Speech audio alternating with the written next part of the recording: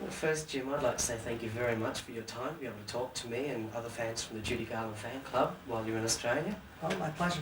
Thank you very much. When did you first start your illusions of Judy and Barbara?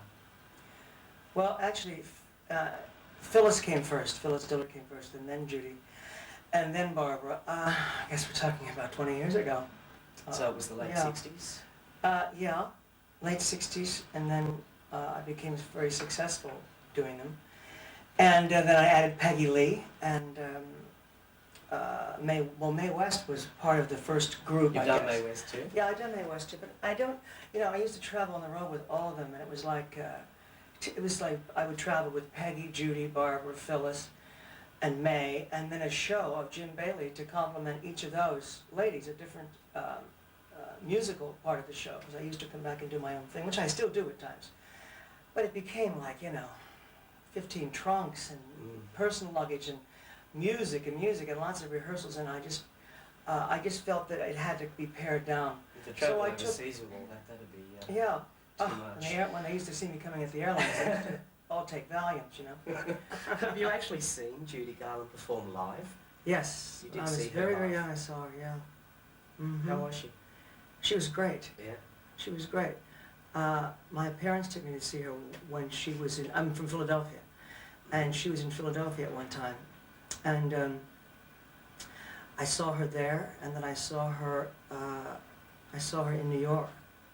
And as a matter of fact, which is so bizarre, because at both times, of course, I wasn't planning on ever, somebody had tapped me on the shoulder and said, one day you're going to be on a stage, standing, wearing that exact same outfit as Judy Garland.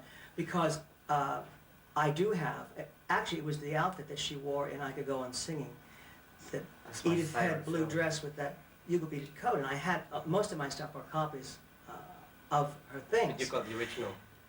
Well, I have the original, but of course it doesn't fit me. I had to have it. It's old. But it was very weird with the first time that I wore it, and I got that flash of, I remember what happened was she was an outdoor concert. It was in Forest Hills Tennis Stadium, and it got sort of damp, and it was this huge auditorium, and she started losing her voice, and she was singing, I remember she sat down at the piano with Mort Lindsay, and she had the dress and the jacket on, and she sang I Can't Give You Anything But Love. And she wasn't getting through it, because for some people it's harder to sing a ballad when you have a bad throat than it is an uptune. And finally she just couldn't do it anymore, and she said, oh, let's forget this. She said, let's go on to something else. She said, obviously I'm having a problem. So they went into, of all things, Come Rain or Come Shine. Now between the stage and the audience is the ground where they play tennis. And every artist that plays there is told, because it gets damp at nighttime, you can get shocks. She took her shoes off, and she threw them to the side, and she took her coat off, and she came down the steps, because they were a far distance away, the audience. And she came right into the middle of the field with the mic and sang Come Rain or Come Shine, and I thought, oh my God, it was incredible, in her stocking feet, yeah. And I thought, any minute now, the lady's going to explode, she's going to get electric shock. And the audience went out of their minds, and she hit every note, and she just was like, it was like an incredible evening. Judy has actually seen your illusion of her. What was her reaction? Strange. Well, her first reaction to me, her first words to me, her very, very first words to me were, she came up to me and she looked at me and she said, I never realized I was that pretty. And we talked. I think she was a little stunned. She was stunned.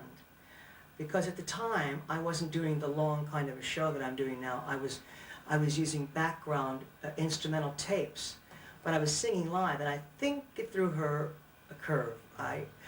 Judy was a very insecure lady, and she was always like coming on stage saying, oh, was I good? Was I any good? I mean, I find myself doing that too, and I think that is sort of a safety valve for a lot of performers who we're almost afraid to accept the fact that we were really terrific tonight. Really? Because if we do, it's like taking it for granted. You know what I'm saying? So in our own way, we know it deep down inside, but to save ourselves, we'll say, God, was I really good? You want to hear from somebody else. Oh, God, you were fantastic. And you don't kind of say, oh, yeah, I know I was. You just sort of digest it. But Judy was like that, and I think it was like a little frightening for her. Well, But it was at the aside end. from your visual appearance too, the one thing that absolutely astounds me is you really do sound like her. Your voice is the same quality, the same tone. I can't explain how I do that, the vocal things that I do. That's the part of what I do It's that so I can. close. I hear something and fortunately I'm a tenor, which, I mean, I have a high voice, I'm a lyric tenor. If I were a baritone, I couldn't do what I do at all. But I hear a sound, I can hear something and I can translate it and duplicate it. And I don't know, that's the part of the gift that I have that I can't explain.